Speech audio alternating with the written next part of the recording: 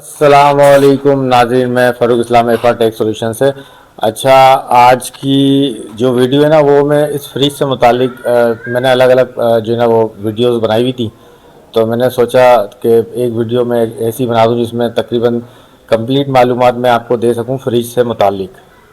इंशाल्लाह इसके बाद तकरीबन वीडियो मेरी जो है ना वो एसी से मुतालिक भी आएंगी। अभी आपको पता भी मौसम चेंज होगा तो इंशाल्लाह मैं एसी पे जब काम करूँगा तो एसी से रिलेटेड जितने भी फॉल्ट है, जितने भी एरर है इन्वर्टर एसी में, वो तकरीबन तमाम मैं आपको जो है उसके बारे में गाइड दूंगा, और ताकि आपको इजी हो सके अपना फॉल्ट ट्रेस करने में कि ये आया कि ये मसला हम खुद घर में सॉल्व कर सकते हैं या हमें टेक्नीशियन की ज़रूरत पड़ेगी। तो अभी हम जो है ना वो फ्रिज का टॉपिक लेके चलेंगे। तो ये आप लोग को समझना बहुत ज़रूरी है कि अगर आपके फ्रिज में कोई भी मसला आता है किसी भी किस्म का, तो आपको ये पता होना चाहिए कि ये मसला किस वजह से आया है।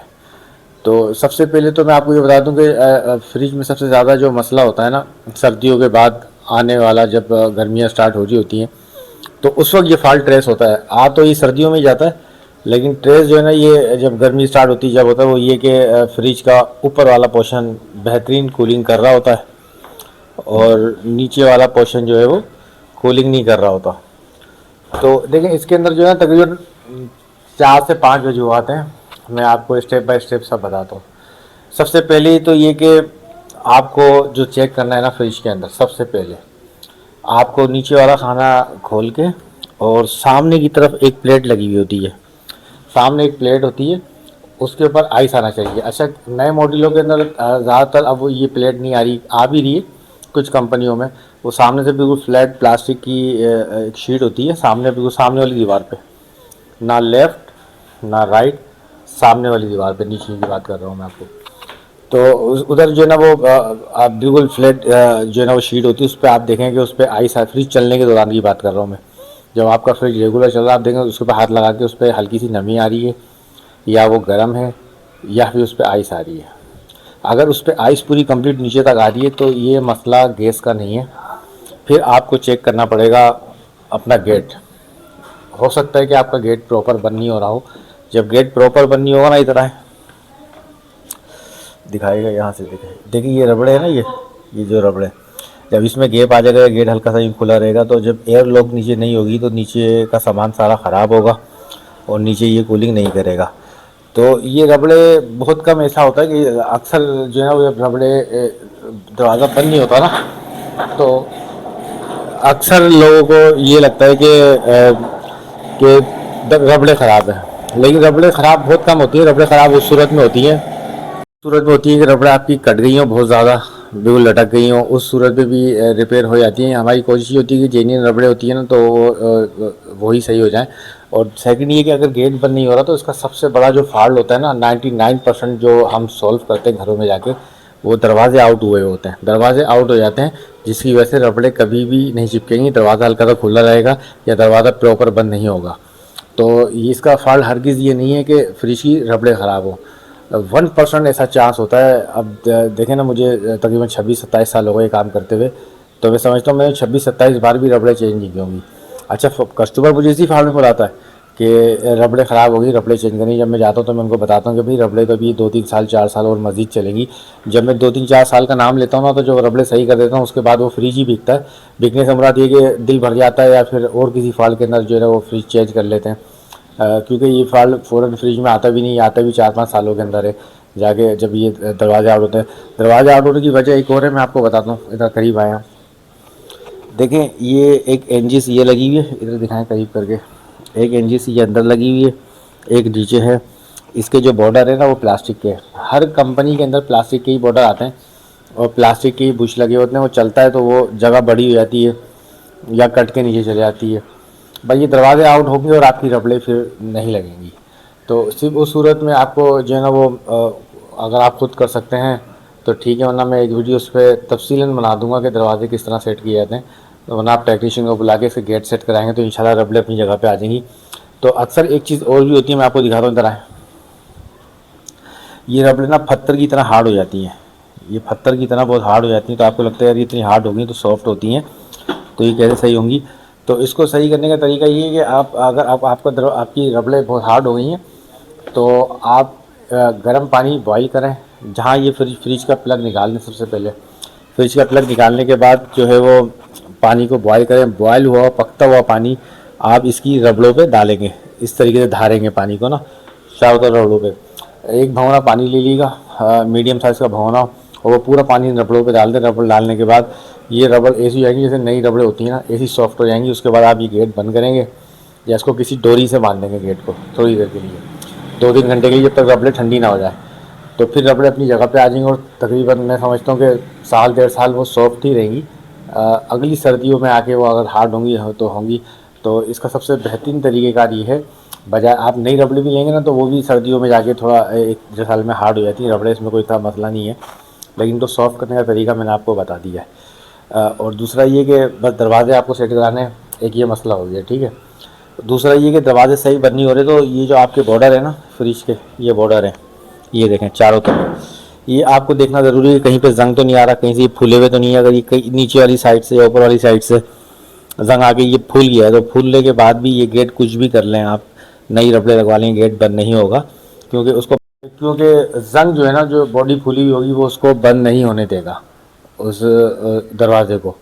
तो फिर आपको क्या करवाना है, फिर आपको ये डेंटिंग करवानी है। ये तो काम खैर डेंटर का है, ये इसके लिए फ्रिज जाता है। अगर ये आपके बॉर्डर ख़राब है, अगर बॉर्डर वगैरह सब सही है, क्योंकि अब नए फ्रिजों में ये सब बड़े मसले आ रहे हैं, क्योंकि ये दरवाज़ों का वज़न जो है ना, गिलास डोर की वजह से जो गिलास लगा हुआ है ना, इसकी वजह से दरवाज़ों का अपना वज़न बहुत ज़्यादा है। फिर इसमें आप पानी की बोतलें रख देते हैं, तो वो तो कोशिश क्या करें पानी की बोतलें गेट में ना रखें, छोटा मोटा सामान रखें जो रखने का, वो कोशिश करें कम से कम वज़न जो दरवाज़ों पे डालें। वरना जो पानी की बोतलें वगैरह रखते हैं ना हैवी, तो उनको ज़्यादा जल्दी ये मसला आ जाता है, ठीक है। अच्छा, दूसरा मसला ये है कि सामने वाली शीट के ऊपर बर्फ़ आई हुई है, जैसा कि मैंने आपको बताया है। इधर आए, वो सामने शीट है, सामने शीट होती है, शीट के ऊपर जो है वो बिल्कुल सामने वाली दीवार है, वहाँ दीवार होती है, हाँ ये शीट लगी है, इस पर आइस होगी। आइस नहीं होगी, अगर शीट नहीं होगी तो फिर जो है ना वो डायरेक्ट दीवार होगी। आइस के बगैर कूलिंग नहीं करेगा नीचे, है वो आइस आना ज़रूरी है। तो अगर वो आइस बहुत ज़्यादा मोटी हो गई, 2-3 इंच 4 इंच मोटी हो गई और आपकी ग्रिल पकड़ ली है उसने, तो उस सूरत में भी नीचे वाला पोर्शन कूलिंग नहीं करेगा। उस सूरत में 2 वजूहत होती हैं, एक गेट ख़राब होता है, एयर लॉक नहीं होती जब वो बर्फ़ मोटी होना शुरू हो जाती है, क्योंकि थर्मोस्टेट नीचे का काम नहीं करता प्रॉपर। थर्मोस्टेट कहते हैं इसको। ज़रा किसी के अंदर ये ऊपर लगा हुआ होता है, ये रहा, किसी में यहाँ साइड में लगा हुआ होता है इधर, तो जिसमें 1 से लेकर 7 तक होता है। 1 पे कूलिंग कम होती है, 7 पे ज़्यादा होती है। ऑटोमेटिक थर्मोस्टेट है ये।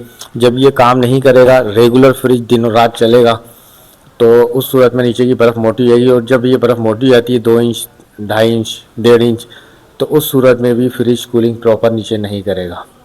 अच्छा, ये हमारी 2 वजूहत हो गई फ्रिज नीचे ना कूलिंग करने की जो वजह है। और तीसरी जो है ना वो है लीकेज। अगर आपके दरवाजे वगैरह सब सही हैं, रबड़े सही हैं, सब कुछ प्रॉपर है, और अचानक जो है ना वो गर्मियाँ स्टार्ट हुई हैं, आपका फ्रिज नीचे कूलिंग नहीं कर रहा, आटा ख़राब हो रहा है, खाना ख़राब हो रहा है, जो सामान नीचे रख रहे हैं ख़राब हो रहा है, लेकिन ऊपर धुएंधार कूलिंग कर रहा है, प्रॉपर कूलिंग कर रहा है, तो इसका मतलब फिर ये है। और सामने वाली जो प्लेट है उस पर आइस भी नहीं आ रही, हल्की सी नमी आ रही है, नमी भी नहीं आ रही, तो इसका मतलब ये कि आपके फ्रिज में लीकेज का मसला आ गया है। भले आपने फ्रिज 1.5 साल पहले नया लिया या 2 साल पहले नया लिया, क्योंकि सबसे ज़्यादा ये मसला आई नए फ्रिजों में रहा है। मेरी और वीडियोज़ हैं उसके अंदर मैंने आपको बताया है। तो कहने का मकसद ये कि अगर नीचे वाली शीट पे आइस नहीं आ रही, तो फिर आपका मसला ये हो जाता है ख़त्म, ये मसला आ जाता है टेक्नीशियन के ऊपर। फिर ये आपने देख लिया भाई आइस नहीं आ रही, जब आइस नहीं आएगी तो नीचे किसी भी सूरत कूलिंग नहीं करेगा, फिर ये पीछे से या कहीं से भी लीक हो गया, फिर आपको हमारे जैसे किसी टेक्नीशियन को बुलाना पड़ेगा। फिर हम आपको बताएंगे कि ये कहाँ से लीक है और किस तरीके से, और फिर ये खैर आधे घंटे का काम होता है, वो बन जाता है फ्रिज, कोई इतना लंबा प्रोसेस नहीं है। वो जहाँ से भी लीक है उसको बंद कर देते हैं। हाँ, बहुत जो है ना मसला ये भी आ रहा है बहुत ज़्यादा कि फ्रिज अंदर से लीक हो जाते हैं, तो उसका भी हल है कि अंदर से लीक कहाँ से हुआ। अगर ये वाला चैम्बर लीक हो जाता है नए फ्रिजों में, ये वाला बॉक्स भी लीक हो जाता है। जब ये वाला बॉक्स लीक हो जाता है ना, तो एक तो छुरी मार देते हैं, एक तो हादसाती तौर पे जो जाता है वो तो बन जाता है, लेकिन एक कुदरती तौर पे जो खुद ही लीक होता है ना, तो वो हम मना कर देते हैं बनाने से। उसकी वजह ये है कि अगर ये फॉल्ट मैन्युफैक्चरिंग फॉल्ट हो जाता है, तो जिसकी वजह से हम मना कर देते हैं, या तो ये बॉक्स नया लगेगा, और बॉक्स नया बहुत कॉस्टली लगता है, तो या फ्रिज कस्टमर भेज देता है। हम उसको यही बोलते हैं, मशवरा तो यही देते हैं कि भाई फ्रिज भेज दें और दूसरा ले लें, वो ज़्यादा बेहतर है। लेकिन ये कि ऐसा 5% चांस होता है, ऐसा 100 में से कोई 5 फ्रिज ऐसा होता है जो अंदर से लीक होते हैं, वरना ज़्यादातर जो है वो फ्रिज पीछे से लीक होता है, उसको हम बना देते हैं। अभी कल मैंने 2 फ्रिज बनाए, उसकी वीडियो भी अपलोड की है मैंने ना। तो लीक हमें ना, जब तक लीक मुझे नज़र ना आ जाए ना, ट्रेस ना हो जाए, तो मैं गैस चार्ज नहीं करता फ्रिज में। और दूसरा है कि लोगों के ज़हनों में ये होता है कि यार फ्रिज 5 साल हो गए, 10 साल हो गए मेरे फ्रिज को, तो अब जो है ना उसमें गैस चार्ज करा ली चाहिए, इस वजह से गैस कम हो गई, लीक नहीं हुआ।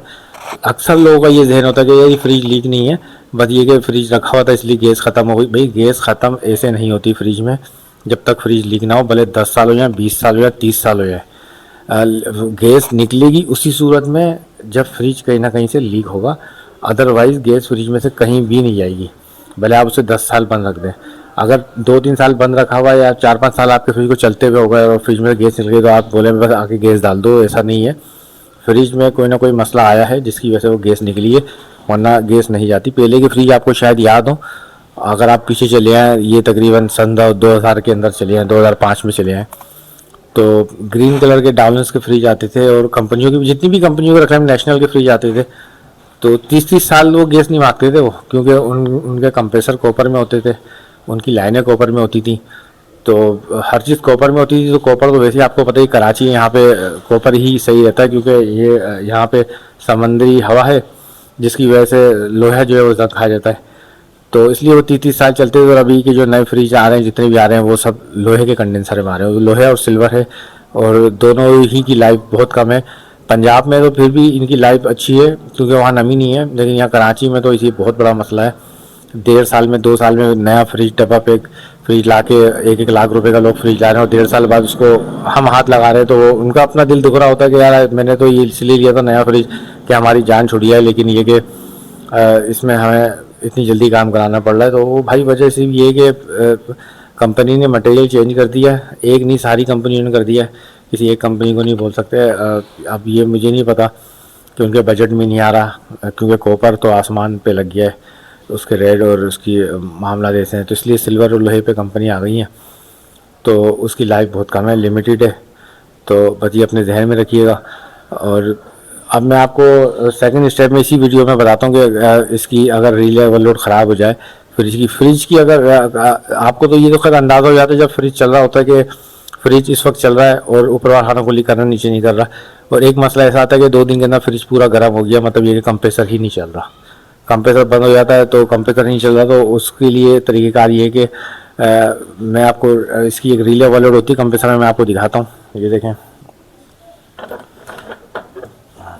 ये देखें, ये देखें, ये जो है ये ओवरलोड है, और ये एक अदद रिले है। किसी में ये सिंगल पॉइंट होता है, किसी में ये 3 पॉइंट होते हैं। अच्छा, किसी में तीनों तार लगे हुए होते हैं, तो इसमें से एक तार तो मेन होता है, और ये जो 2 होते हैं ये कैपेसिटर के होते हैं, ये 2 कैपेसिटर के होते हैं। तो इसके कनेक्शन को इतना मुश्किल कनेक्शन नहीं है, तो इंशाल्लाह मैं ला के जाऊँगा। 2 चीज़ आप परचेज़ करके लाएंगे, अगर आप खुद चेंज कर रहे हो तो एक 2 वायर आ रहे होते हैं मेन कंप्रेसर के पास, एक इसके अंदर लगेगा, और एक जब आप रिले को इस तरीके से पकड़ेंगे ना, तो सीधा हाथ कहलाएगा आपका, ये सीधा हाथ है, ये राइट हैंड है। एक कनेक्शन यहाँ लगेगा, ये आप 2 लगाए ना लगाए उस वक्त चेक करने के लिए आप ये लगा के, और ये वाली जो 2 तारें ये भले इधर का उधर लग जाए या उधर का इधर लग जाए, मसला नहीं है, लेकिन ये वाला इधर लगना ज़रूरी है, जो अलग से आ रहा है। जो कैपेसिटर में से आ रहे हैं वो 2 होंगे, वो इधर या इधर आप आगे पीछे भी कर सकते हैं, लेकिन ये कि जो मेन तार आ रहे हैं ना 2 अलग से, जब आप निकालेंगे तो उसकी वीडियो बना लीजिएगा निकालते वक्त, और लगाते वक्त वीडियो बना लीजिएगा, तो आपको बड़ी आसानी होगी। आप ये लगाएंगे और ऑन करेंगे तो इंशाल्लाह आपका कंप्रेसर ऑन हो जाएगा। कोई इसमें इतनी बड़ी वो नहीं है, टेक्निक नहीं है। और ऑन होने के बाद जो है, अगर ऑन नहीं होता तो फिर इस सूरत में तो हम भी कुछ नहीं कर सकते, कंप्रेसर ख़राब होता है जब नहीं होता, लेकिन ऐसा बहुत कम होता है। हाँ, एक चीज़ ये भी होती है, आपने ये 2 चीज़ें लगाई और फिर भी कंप्रेसर जो है वो कुछ भी नहीं बोल रहा, तो मतलब ये कि कोई कंप्रेसर में वाइब्रेशन नहीं है, कोई लोड नहीं ले रहा कंप्रेसर, और जो है वो आपको लगता है कि वो, फिर आप पुरानी वाली वैसे ही लगा देंगे, फिर मसला आ जाएगा यहाँ पे। इधर है ये जो थर्मोस्टेट लगा हुआ है ना अंदर, देखें, ये भी ख़राब हो जाता है। जब ये थर्मोस्टेट ख़राब हो जाता है तो उस सूरत में भी ये कंप्रेसर को लाइन नहीं देता, तो कंप्रेसर ही बंद हो जाता है। ऐसा कब होता है? जब ये ऑटोमेटिक करता है, दिन में 2 टाइम 3 टाइम, गर्मियों में 1 टाइम करता है, दिन में रात में भी 1 दफ़ा करता होगा, क्योंकि गर्मियों में इसका वर्क बढ़ जाता है, सर्दियों में जल्दी जल्दी ट्रिप करता ही है। तो ऐसा होता है कि अगर समझ लें कि अगर थर्मोस्टेट से बंद होगा तो उस वक्त भी कंप्रेसर ही बंद होगा, ये ऑटोमेटिक पे जाएगा, फिर वापस नहीं आएगा। थोड़ी सी वीडियो मेरी लंबी है, लेकिन ये सब चीज़ें अगर आप समझें ना तो ये बड़ी ज़रूरी है। तो जब थर्मोस्टेट ऑटोमेटिक कंप्रेसर को बंद करेगा और वापस इसको स्टार्ट नहीं करेगा तो समझ लें कि थर्मोस्टेट अंदर से रुक गया है, तो फिर वो हमें चेंज करने की ज़रूरत है। ये दो जगह ऐसी हैं, एक ये रिले ओवरलोड हो गया। अच्छा किसी के अंदर इधर है, अच्छा किसी में ये एसी रिले होती है, ये देखें भाई, ये दो किस्म की रीलें आती हैं। जिसमें ऐसी होती है ना, तो ये जो देखें ये और ये नट वाली जगह है ना, दो बड़ी, इनको आप छोड़ दें, ये आपके काम की नहीं है। अगर इसमें वायरिंग हुई हुई है तो आप वीडियो देख के सेम मतलब अपने आप जिस तरह निकाल लें इस तरह लगा लें, वरना असल जो पॉइंट है वो ये उल्टे हाथ का और ये नीचे बीच के अंदर है, ये रहा भाई। ये दो पॉइंट से कंप्रेसर चलता है, ये वायरिंग के लिए होती है। अगर वायरिंग इसमें हुई हुई है तो एज इट इज जैसे निकाल लें आप वैसे ही लगा दें इन दो के अंदर, वरना अदरवाइज़ इन दो चीज़ों से कंप्रेसर चलता है बस। तो ये डैनफोर्स की रील है, इसके अंदर ओवरलोड की जो ये मैं आपको दिखा रहा हूँ, इंटरनल ओवरलोड होता है। तो ये वाले कंप्रेसर आपको खैर बहुत कम आ रहे हैं, लेकिन जिनका पुराना फ्रिज अगर वो वीडियो देख रहे हैं तो वो भी इजीली कर सकते हैं। वो एक ऐसी रील लेके आ जाए मार्केट से और वीडियो बना के उसका कनेक्शन करके उसको लगा के चेक कर लें कंप्रेसर आपका सही है ख़राब है। तो अच्छा मुझे एक चीज़ आपको और बतानी थी, वो ये कि जैसे ये थर्मोस्टेट है ना, किसी का यहाँ होता है किसी का यहाँ होता है। अच्छा थर्मोस्टेट अक्सर लोग जो है ना वो चेंज करने का खुद भी सोच लेते हैं, तो कोई इसमें इतनी लॉजिक नहीं है। इधर जो है ना हमारे देखें 1 2 3 स्क्रू होता है, वही 3 स्क्रू पे ये शीट लगी हुई है। यहाँ पे जो लगा होता है यहाँ पे 1 स्क्रू होता है, बाकी 2 क्लिप होते हैं। अच्छा इसकी जो बेलो है ना, देखें ये रही, ये बेलो है, ये बेलो फ्रिज में जाके नीचे की तरफ लग रही होती है। अच्छा ये पहले है इसकी ऊपर लगी हुई है, वो सामने की तरफ, अच्छा डावलेस वगैरह में नीचे की तरफ लगी होती है। और जो प्लास्टिक शीट वाले थे उनकी इस शीट जो इधर शीट लगी होती है उसी के पीछे से बेलो जा रही थी, सुराख होता है उसमें से आप डालेंगे बेलो, वो नए थर्मोस्टेट में आती है। अच्छा नए थर्मोस्टेट का ना मसला ये है कि आप कनेक्शन देखें ना तो उसके अंदर 3 थिम्बल होते हैं लगने की जगह। तो 3 थिम्बल जो लगने की जगह पर होता है ना, मैं इंशाल्लाह आपको चेंज करके भी दिखाऊंगा, अभी आपको बता रहा हूँ ताकि अगर कोई वीडियो देख रहा है थर्मोस्टेट के हवाले से तो उसको आसानी हो जाए। तो उस पर नंबर बाकायदा लिखे हुए होते हैं, अगर आप वो से देखें वो नंबर होता है 4 6 और 3। अच्छा 4 और 6 जो होता है ना, वो 4 से गुजर के 6 के अंदर वो कंप्रेसर का होता है। 3 नंबर जो होता है वो हीटर होता है। किसी फ्रिज में पुरानी वायरिंग होती है तो अक्सर मैकेनिक काट देते हैं। तो कहने का मकसद है कि 3 से कंप्रेसर चलने का ताल्लुक नहीं है, 4 और 6 से। उसके ऊपर जो अक्सर जो कलर होता है वो होता है ब्लैक और ब्राउन, और जो हीटर का जो कलर होता है वो ग्रीन होता है, वाइट होता है, अलग अलग होते हैं। तो बस ये 3 वायर होते हैं। आपको 4 और 6 के ऊपर कंप्रेसर के तार लगेंगे, वो लगाएंगे आप। उसको लगाने के बाद आप इधर फिट किए बगैर आप फ्रिज ऑन करके देख सकते हैं, हाथ हटा के फ्रिज से आपका कंप्रेसर चल जाता है। तो आप समझ जाएंगे थर्मोस्टेट से आप ये रेगुलेटर लगा के उसको ऑन ऑफ भी कर सकते हैं, उसमें ऑन ऑफ टक टुक करके आवाज़ आती है, तो आप समझ जाएंगे वो कनेक्शन हो गए। और 3 नंबर पे आप जो एक्स्ट्रा वायर बचेगा वो लगा देंगे। और एक ग्राउंड का तार होता है वो साइड में थर्मोस्टेट की बॉडी के साथ लगा देंगे आप। थर्मोस्टेट में अभी देख रहा था मेरे पास कुछ पड़ा हुआ नहीं है, शॉप पे है, तो मैं आपको इंशाल्लाह दिखाऊंगा वो भी कि कैसे चेंज करते हैं। तो मैंने कहा ये भी आपको जो है ना बताना ज़रूरी है कि थर्मोस्टेट चेंज कैसे होता है। थर्मोस्टेट चेंज होने के लिए एक बेलो सामने शीट पे लगी होती है, जो उसके टेम्परेचर से जो है ना ऑटोमेटिक फ्रिज को ऑन ऑफ कर रही होती है। तो साथ वो भी खोलना ज़रूरी है, और जब नया थर्मोस्टेट लेंगे तो वो बेलो उसमें लगी हुई आती है।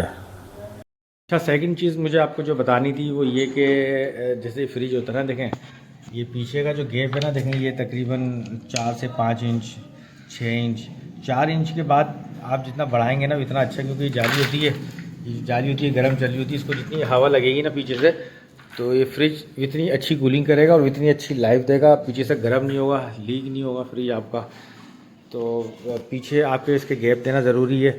और दूसरी चीज़ ये कि अक्सर लोग जैसे घर में मेहमान आए हुए होते हैं तो अक्सर लोगों को जल्दी हो जाती है फ्रिज के अंदर कि जल्दी ये हो जाती है कि भाई गोश्त निकालना है, और रात को दावत है तो वो क्या करते हैं, वो ये शीट होती है ना इस पर बर्फ़ जमी होती है, तो लोग इस पर क्या करते हैं छुरी मार देते हैं या कोई पेचकस लोहे का इस्तेमाल करते हैं गोश्त निकालने के लिए, वो लग जाती है इसके ऊपर। फिर उसका भी हल है प्रॉपर, लेकिन यहाँ तक ना पहुँचे तो बेहतर है। आप इससे बेहतर ये कि आप फ्रिज का प्लग निकालें और एक अदद पानी गर्म रख दें चूल्हे के ऊपर, और गर्म पानी आप डालें, उससे कोई नुकसान नहीं है। इससे तो बड़ा कोई नुकसान हो नहीं सकता कि आपने जो लोहा मेटल छुरी पेचकस इस्तेमाल करके फ्रिज का चैम्बर लीक कर दिया। तो कहने का मकसद ये कि बस ये सारी चीज़ें आपको बताना बहुत ज़रूरी थी। रबड़ों का मैंने आपको समझा दिया, दरवाज़ों का मैंने आपको बता दिया। अगर कोई चीज़ भी आपको मुझसे मालूम करनी हो तो आप मुझे कमेंट के अंदर बता सकते हैं। इंशाल्लाह मैं आपको उसके बारे में पूरा गाइड करूँगा। अच्छा, मेरी वीडियो को लाइक और सब्सक्राइब कर दीजिएगा। अल्लाह हाफिज़।